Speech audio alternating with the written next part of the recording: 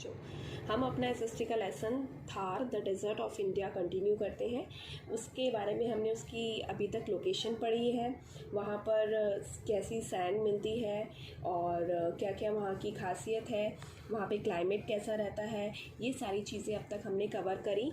और अब हम जो है आगे बढ़ते हैं वहाँ पर एनिमल हस्बेंड्री के बारे में, यानी कि वहाँ पर किस तरीके के एनिमल्स पाए जाते हैं। अब वहाँ पे इतना रेतीला इलाका है कि सभी एनिमल्स वहाँ पे सरवाइव नहीं कर सकते, इसीलिए वहाँ पर कुछ खास ही है एनिमल्स जो पाए जाते हैं, जैसे cows, buffaloes, sheep, goat, camel and many type of oxen, यानी कि विभिन्न तरीके के बैल। इसमें से जो शीप है वो मेनली उसका इस्तेमाल करते हैं वहाँ पर मिल्क के लिए, वूल के लिए और मैन्योर के लिए, अपनी फसलों के लिए खाद बनाने में हम वहाँ के लोग जो है वो शीप का यूज़ करते हैं। इसके बाद जो वहाँ पर आप सभी जानते हो कि रेगिस्तान का जहाज़ किसे बोला जाता है, यस, कैमल को, ऊँट को। तो वहाँ का जो मेन एनिमल है वो है हमारा कैमल, जिसे शिप ऑफ द डेजर्ट भी कहा जाता है। और वहाँ पर कैमल को खेती में भी इस्तेमाल किया जाता है और सामान इधर से उधर ढोने में, या आदमी जब इधर से उधर ट्रैवल करते हैं उसमें भी कैमल का यूज़ किया जाता है। और ऐसा इसलिए होता है क्योंकि कैमल की कुछ खास बातें हैं जो उसको रेगिस्तान में ईज़िली सरवाइव करने के लिए काबिल बनाती हैं। जैसे वहाँ के उस कैमल के जो पैर होते हैं वो एकदम गद्देदार होते हैं, जो रेत में आसानी से चल सकता है, जिसके कारण, और बाकी जो एनिमल्स हैं उनके साथ ऐसा नहीं है। फिर कैमल का जो फर होता है उसको भी वो कई तरीके की चीज़ें बनाने में इस्तेमाल करते हैं। वहाँ पे वो कलरफुल मैट्स बनाते हैं जिन्हें पट्टू बोला जाता है, ब्लैंकेट्स बनाते हैं कलरफुल, उनको पट्टू बोला जाता है, और वो कैमल के फर से बनते हैं। और इसके बाद कैमल का मिल्क भी यूज़ किया जाता है उसमें। और शीप का तो हमने पढ़ाई की, उसका मिल्क, वूल और मैन्योर के लिए उसको यूज़ करते हैं। तो ये हमने एनिमल्स के बारे में जाना वहाँ पे। इसके बाद अब वहाँ पर क्या होता है कि वहाँ पर रेगिस्तानी इलाका है, तो लोग एक जगह से दूसरी जगह भी ट्रैवल करते हैं। वहाँ पर इस तरीके की जनजातियाँ बहुत पाई जाती हैं। तो वो लोग क्या करते हैं, अपने जो गुजारे के लिए, अपनी दिनचर्या में वो लोग क्या करते हैं, अपने एनिमल्स को ग्रेजिंग कराते हैं, चराते हैं, ठीक है। तो ऐसे लोगों को वहाँ पे बोला जाता है shepherds, the people rearing sheep, goats and cow. वो एक जगह से दूसरी जगह घूमते हैं और अपने जानवरों का पालन करते हैं।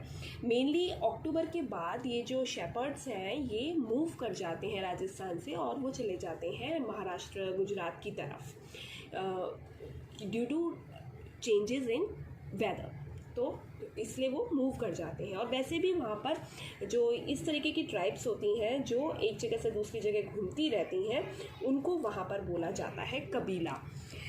अ वॉन्डरिंग ट्राइब इन थार, यानी कि थार में के अंदर जो ये घुमाऊ जाति पाई जाती है उसको बोला जाता है कबीला। तो इस तरीके से हमने एनिमल हस्बेंड्री के बारे में वहाँ पे पढ़ा, और किस तरीके से और कौन से पशु वहाँ पे मेनली पाए जाते हैं, उनका यूज़ कैसे ये लोग करते हैं, वो हमने पढ़ा। अब इसके बाद हम आते हैं वहाँ की मेन क्रॉप्स पर, यानी कि वहाँ पर मैंने आपको बताया कि कितना ड्राई क्लाइमेट रहता है, इसलिए वहाँ पर जो फसलें हैं वो खरीफ फसलें उगाई जाती हैं। खरीफ फसलें उनको बोलते हैं जो बारिश के दिनों में बोई जाती हैं और फिर सितंबर अक्टूबर तक उनका हार्वेस्ट कर लिया जाता है। तो ऐसी फसलों को खरीफ फसलें बोला जाता है। और ये जो राजस्थान में मेन है वहाँ की क्रॉप्स वो है बाजरा, ज्वार, मेज़, पीनट, पल्सेस ऑफ मोट की दाल जिसे बोलते हैं, एंड तिल। ये वहाँ की मेन फसल होती हैं। इसको अगर हम पिक्चर के थ्रू देखेंगे, मैं आपको इसमें पिक्चर के थ्रू दिखाती हूँ। मिलेट क्रॉप यानी कि बाजरे की जो फसल होती है, क्योंकि ये नॉर्मली सब लोगों ने नहीं देखी होती है हमारे यहाँ, क्योंकि ये फसल की खेती बहुत कम होती है, राजस्थान या ड्राई एरिया में ये ज़्यादा होती है। तो ये है हमारी बाजरे की खेती। इसके बाद मैंने इससे पहले आपको पढ़ाया था कि जो ये शेपर्ड्स होते हैं ये एक जगह से दूसरी जगह भी घूमते हैं, और वो बाकी क्या करते हैं, बंजारे जैसे हम आम भाषा में इनको बोलते हैं, तो इसमें जो आदमी होते हैं वो लोग ज़्यादातर सांप का खेल दिखाकर अपना जीवन यापन करते हैं, इसी से वो पैसे कमाते हैं और फिर आगे उन्हें यूज़ करते हैं। और लेडीज़ वहाँ पर नाचना गाना ये सब करती हैं। इनकी खास पोशाक होती है जो काले रंग की होती है, घाघरा और दुपट्टा जो होता है पूरा ब्लैक होता है। इनकी ड्रेस पर स्टार्स बने होते हैं और सिल्वर गोटे से इनका मेन काम होता है। तो ये कबीला जाति के लोगों की खास पोशाक होती है। फिर हम अब आते हैं अपनी क्रॉप्स पे, जिसके बारे में हम बात कर रहे थे। तो मैंने बताया आपको ये सारी जो क्रॉप्स हैं ये वहाँ पे मिलती हैं और इनमें से मेन क्रॉप है वहाँ पर बाजरा। अब इसके बाद क्वेश्चन ये आता है कि वहाँ पर पानी की इतनी कमी है फिर भी वो लोग खेती कैसे करते हैं। तो मेनली जो राजस्थान है उसको 2 भागों में बांटा गया है जहाँ पर पानी जो मिलता है। तो फर्स्ट नंबर पे हम पढ़ेंगे पालर पानी जहाँ पर पाया जाता है, और वाकर पानी, ये है नंबर 1 पालर पानी, and the second one is walker पानी। तो पालर पानी जो है वो हमारा वाटर फ्रॉम रेन्स, यानी कि जो पानी हमें रेन्स के थ्रू मिलता है उसको हम बोलते हैं पालर पानी। और जो पानी हमें अंडरग्राउंड मिलता है जैसे कुओं से, ट्यूबवेल से, इस तरीके से जो मिलता है उसको हम बोलते हैं वाकर पानी। तो ये हमने पढ़ा इसमें। और राजस्थान के लोगों को पानी की इतनी अहमियत है, हम लोग हैं अपने घर पे कितना पानी वेस्ट कर देते हैं। हम अपने छोटे मोटे कामों में और पीने में भी अगर हमें थोड़े से पानी की प्यास है हम पूरा ग्लास भर लेते हैं और फिर वो कई बार पानी वेस्ट भी जाता है। आप लोग स्कूल में भी टीचर्स नोटिस करते हैं कि आप लोग कितना पानी वेस्ट करते हैं।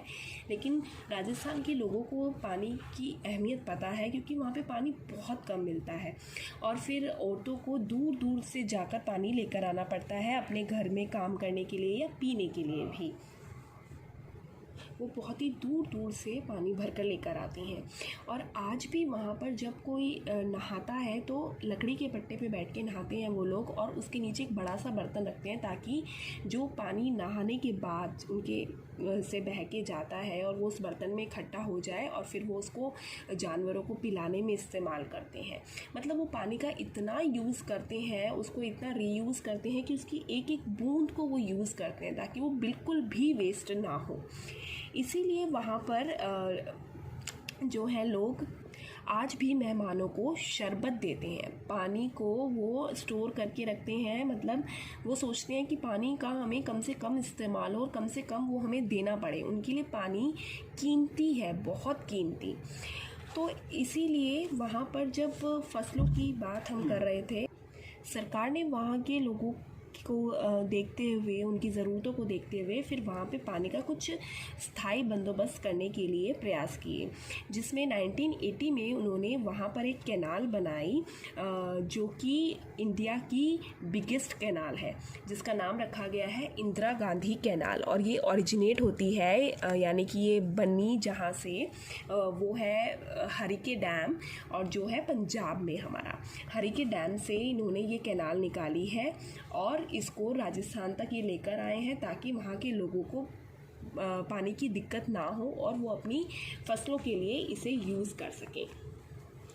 और अगर हम इंडिया के दिखाई हुई है ये पोजीशन, ये हमारा इंडिया का नक्शा है जिसमें ये जो कैनाल है ये 3 स्टेट्स को कवर कर रही है, पंजाब, हरियाणा एंड राजस्थान। ये है हमारी इंदिरा गांधी कैनाल, जो मैंने अभी आपको बताया कि ये इंडिया की बिगेस्ट कैनाल सिस्टम है। इसके बाद से वहाँ के लोगों की जो पानी की समस्या है काफ़ी हद तक कम हुई है, लेकिन अभी भी वो समस्या बरकरार है। तो ये हमने पढ़ा थार डेजर्ट के बारे में, वहाँ के लोगों के जीवन के बारे में कि कितनी कठिनाइयों से उनका जीवन यापन होता है और हम लोग यहाँ पर कितनी सुविधाओं के साथ रह रहे हैं, लेकिन फिर भी वहाँ के लोग अपने आप में बहुत ही खास हैं। तो ये हमारा लेसन ख़त्म हुआ थार डेजर्ट के बारे में। अब आप लोग इसको अच्छे से रिवाइज करेंगे और एक एक चीज़ को बड़े ही ध्यान से पढ़ेंगे।